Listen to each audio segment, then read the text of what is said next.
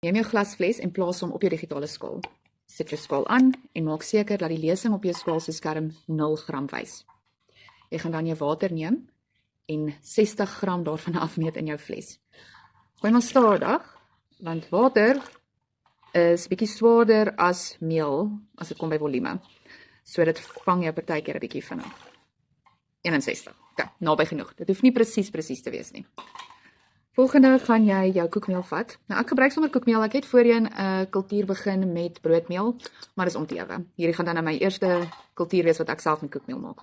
So ons gaan nou weer jou skaal stel dat dit op 0 is en dan gaan jy nou jou meel ingooi tot jy 61 gram daarvan het.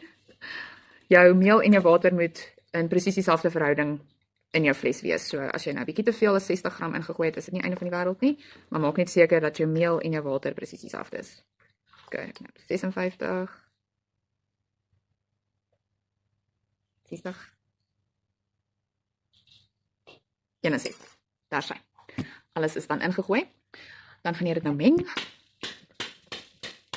Meng. Hey, wat maak jy agter?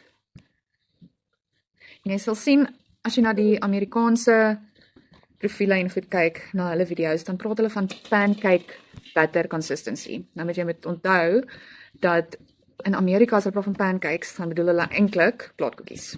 So jy gaan hom mooi meng, seker maak al die klonte is ingemeng. Die sinkie. Dat jy 'n lekker stywe deeg onder in jou vleis het. Ons kyk of ek kan wys. Lekker styf.